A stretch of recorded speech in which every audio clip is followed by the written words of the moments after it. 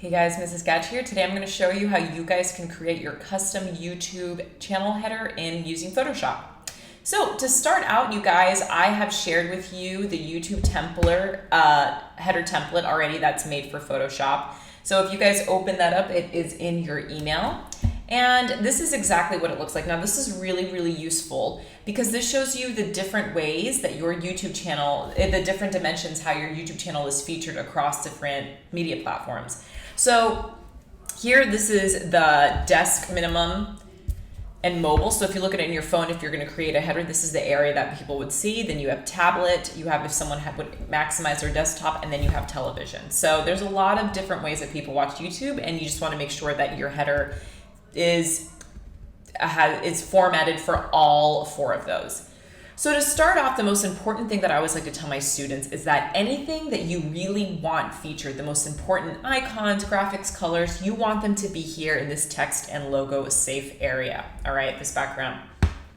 Because that's what pops up everywhere. If you decide to put things down here or up here, you're gonna notice that they don't show up on your channel header when you look at them on any kind of media platform. So there's a lot of cool things that you guys could do. I like to lay this in the background, and then you guys are going to be eventually drawing over it, and then you'll just turn it off or delete it at the end before you export. So a few of us have probably already learned how to use shapes and colors and maybe paint brushes, but I'm just going to go through and kind of start off easy, and then we'll work with it then. So to begin with, I'm probably going to set my background color, and I think I'm going to do a really nice gradient. So first, I want to make sure I hit my rectangle tool. So I'm going to click here. The shapes are down here, but if I hit Control click, it opens it up, and now I have a lot more selections. So I'm going to pick rectangle and just draw right over this. And then that's going to pop up here, a new layer called rectangle. And then I can go ahead and choose my color. Now there's some options that I can do.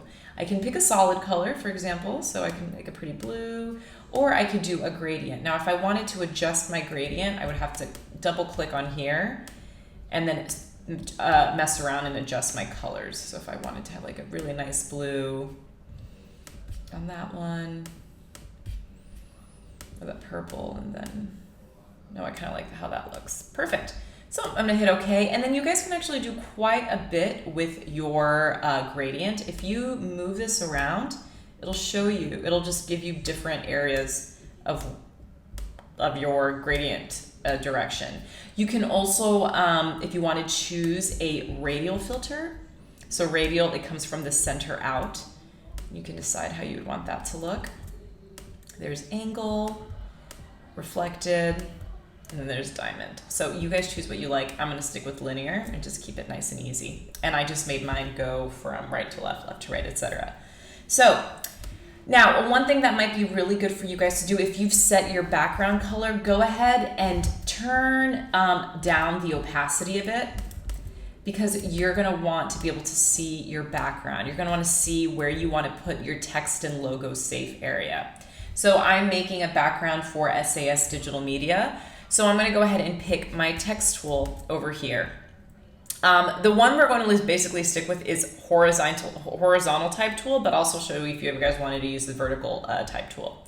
So horizontal type, and then I'm gonna go ahead and just pick my area, and then I'll start to type. So you wanna make sure that you have your certain font set, and that was something we talked about in our media kit, and you wanna make sure that you have your color chosen. I'm just gonna go ahead and do a really simple white and just title it SAS Digital Media. Now, if I wanted to adjust my text box, it's really easy to do. And I'm actually going to adjust my text box so it's right in here in the middle. And so, yeah, I think I might do this one here if I wanted to put it to the right, put it to the center, to the left. So very, very simple. Once you click out, you're done with that. But if you ever wanted to go back, so I can move it around if I am in the move tool, but if you guys wanted to edit the text, you have to make sure then that you are on the right layer and you pick the text tool, and then it'll let you go back in and fix some stuff. That's always something kids forget. So remember, if you click out and you're like, oh, I want to change something on my text, just make sure your text layer is selected and you're actually on the text option. It won't let you do that unless you do. If you guys wanted to check out the vertical type tool, This is what it is. It just literally types vertically. So it's pretty rad. If you wanted to, and then you can select, you can make your font smaller. So let's say if I wanted to bring this over here, have essay, sigil media, etc. So that's just a different way if you wanted to mess around with your text. I don't like that, so I'm just gonna go ahead and delete it. Now, this is something that I didn't really take time to show you guys, but I always like to check out the brush tools. So the brush tool is this one right over here. So if you press B. Now, this is your toolbar option, obviously, but then now we're gonna go up here to open up our pickers. And you guys, there's a ton of different kinds of brushes. I have downloaded some, but you can look up online and see if there's some free downloads, but there's some pretty cool ones out here. So let's see here. I have some chalk, I have splatter. I think I'm gonna pick this one here. So it'll tell you, and then you can see what size it is. Like you can make it bigger, smaller, and then it will actually show you, oh, if you need to rasterize, how big or small the brush looks. You can also deal with the opacity if you wanted to make it a little bit lighter, and then I could actually then choose a color and then brush around. So this one here is just a nice kind of paint color. You can change it up if I wanted to do some gray. And remember, right now my rectangle opacity is really low. So this probably may not be the best choice for these colors here, but I'm just showing you what you could do with those brushes. Now right now it shows you I cannot paint on this here. I want to make sure I paint on my paint layer because that's where I want to keep that all just in case I ever wanted to turn it on or off. So right now I'm thinking this is looking pretty good. But I do want to move my layer behind my font because you want your font to be the one thing that really stands out. If you wanted to make sure and check and see, you can toggle between turning off and on your background or your graphics because that's going to show you your channel art is exactly where it needs to be. So I would challenge you to experiment around with the brushes if you want to download some. I actually will share with you a link where you can download them and it's a lot of fun. They give you just a lot of power. If you don't like one, you can just turn it off, or if you want, you can try to erase it. But remember guys, when you go to erase, it permanently alters your photo. So if I do that, it automatically changed that. So just make sure if you really want to get rid of something, maybe add a layer and delete, or just click undo.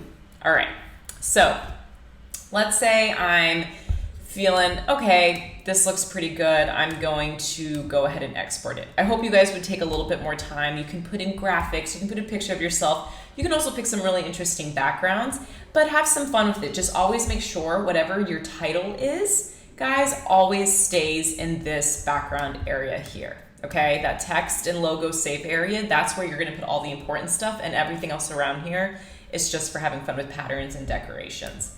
When you're ready to export it, it's super simple. You just go to File, Export, and I always do quick export as a PNG, but you could also do export as a JPEG. Let's give me a second here. And it'll bring this up of how it looks. You want to make sure that you don't mess with anything. The canvas size is exactly the YouTube specifications. You don't have to do anything. I'm going to go up to where it says Format and save it as a JPEG. I want it 100%, and then I'm just going to hit Export All. Save it to my desktop, and then now when I go back into YouTube to change up my channel art, I'm going to go to my channel, hit Edit Channel Art, upload my photo, and it's going to be very, very specific. You make sure you have your recommended channel art size. And then I had it on my desktop. There it is. Open. And then it's going to preview it for you. So it's going to show you how it should look. And then this is what it looks all across the different devices, just to give you an idea. I'm going to hit Select. And there it is. It'll automatically update it.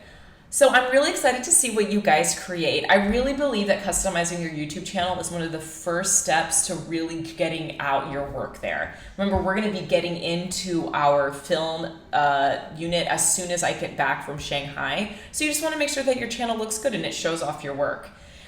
This is also the method here, guys, that you're going to be using to make your blogger header as well. It's just using different dimensions. So I'm really excited to see what you guys create. Go ahead and have some fun.